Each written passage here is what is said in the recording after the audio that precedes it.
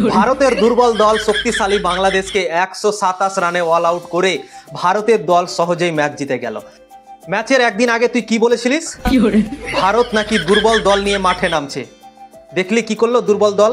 তুই যখন দুর্বল দল বলেছিলি ভারতের দলকে, তখন আমাদের এইখানে লেগেছিল। তখনই তোকে বলেছিলাম এখন কিছু বলবো না, ম্যাচ শেষ হবে, প্রথম ম্যাচ যখন ভারতের দল তোদেরকে হারিয়ে দেবে, লুঙ্গি প্যান্ট সব খুলে নেবে, তখন তোকে জবাবটা দেবো।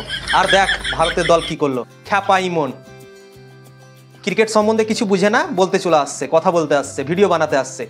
তোর ফেসবুক আইডিকে ব্যান করা উচিত। 128 রানের টার্গেট পেয়েছিল ভারতের দল এবং সেই রানটা 3 উইকেট হারিয়ে ভারতের দল 11 ওভার 5 বল খেলে বাংলাদেশকে হারিয়ে দিল। What a comeback by Varun Chakravarthy. Varun Chakravarthy দারুণ খেললো। আজকে 2021 সালে টি20 বিশ্বকাপ খেলেছিল এবং টি20 ক্রিকেটে 6টা মাত্র ম্যাচ খেলেছিল এবং 2টা উইকেট পেয়েছিল। আর আজকে তার কামব্যাক ম্যাচ ছিল এবং কি কামব্যাকটাই না করলেন বরুণ চক্রবর্তী। 4 ওভার বল করলেন, 3 উইকেট নিলেন। আর হোয়াট আ কামব্যাক। প্রথম ওভার বল করতে এসেছিল বরুণ চক্রবর্তী এবং ওভারের প্রথম বলেই ক্যাচ ছেড়ে দিয়েছিল নীতিশ কুমার রেড্ডি এবং নিরাশ ছিল বরুণ চক্রবর্তী অনেকটা। তারপর বল করলো, ভাই কি বলটাই না করলো, 4 ওভারে 3 উইকেট নিয়ে নিল। দারুণ কামব্যাক, হোয়াট আ কামব্যাক। যত তারিফ করবো ততই কম।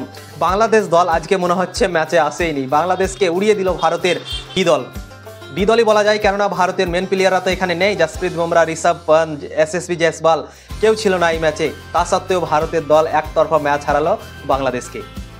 তো বাংলাদেশ দল আজকে জঘন্যভাবে হেরে গেল ভাই। এতটা এক্সপেক্ট করিনি কি এতটা একতরফা ম্যাচ হবে।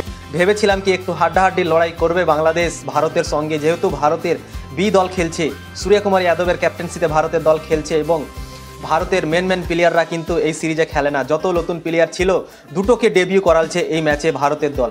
একটা হচ্ছে মায়াঙ্ক যাদব, একটা হচ্ছে নীতিশ কুমার রেড্ডি। তো দারুণ পারফরমেন্স করলো ভারতের দল। প্রথমে বোলিংয়ে দারুণ পারফরমেন্স করলো, তারপর ব্যাটিংয়ে দারুণ পারফরমেন্স করলো। 128 রান টার্গেটকে 11 ওভার 5 বলেই চেস করে নিল। তো দারুণ পারফরমেন্স দোনো ডিপার্টমেন্টে দেখতে পাওয়া গেল ভারতের দল থেকে। ইন্ডিয়া আর বাংলাদেশের মধ্যে প্রথম টি20 ম্যাচ ছিল এবং ভারতের দল প্রথমে টসে জিতে বোলিং করার সিদ্ধান্ত নিয়েছিল এবং শুরুয়াত দারুণ হয়েছিল ভারতের দলে। প্রথম ওভারেই আর্শদীপ সিং লিটল দাসের উইকেটটা তুলে নেয় এবং প্রথম ওভারেই ঝাটকা দিয়ে দেয় বাংলাদেশকে। তারপর বাংলাদেশ দল টিকতে পারেনি, একের পর এক তারা উইকেট হারাতে যায় এবং আর্শদীপ সিং আর বরুণ চক্রবর্তী 3 উইকেট নিয়েছেন এবং মায়াঙ্ক যাদব 1 উইকেট নিয়েছেন আর হার্দিক পান্ডিয়া নিয়েছেন 2 উইকেট। এবং দারুণ বোলিং পারফরমেন্স করে বাংলাদেশকে 127 রানে অল আউট করে দিয়েছিল ভারতের দল এবং সেই রানটা চেস করতে নেমে ভারতের ব্যাটসম্যানরা তাবড়তোড় শুরুয়াত করেছে। সঞ্জু স্যামসন আর অভিষেক শর্মা দারুণ শুরুয়াত করেছে। অভিষেক শর্মা তো তাবড়তোড় শুরুয়াত করেছে, 7 বলে 16 রান করেছে এবং unfortunately Abhishek Sharma run out হয়ে গেছে একটু ভুলের জন্য। তো অভিষেক শর্মা নিজে থেকেই রান আউট হয়েছে, কেননা সঞ্জু স্যামসন লেগ সাইডে বল মেরেছিল এবং সেখানে ফিল্ডিংয়ের হাতে বলটা গিয়েছিল আর অভিষেক শর্মা অনেকটা এগিয়ে গেছিলেন ক্রিজ ছেড়ে, তাই জন্যই আসার সুযোগ পায়নি এবং ডাইরেক্ট থ্রো হয়ে রান আউট হয়ে গেছিল অভিষেক শর্মা। আর সঞ্জু স্যামসন দারুণ ইনিংস খেললেন, 19 বলে 29 রানের একটা ইনিংস খেললেন আজকের ম্যাচে। ওপেন করছিল সঞ্জু স্যামসন আজকে আর 29 রানের একটা ইম্পর্টেন্ট ইনিংস খেললেন এবং অভিষেক শর্মা 7 বলে 16 রান করেছে। সূর্যকুমার যাদব ভারতের ক্যাপ্টেন 14 বলে 29 রানের একটা ইনিংস খেলেছেন।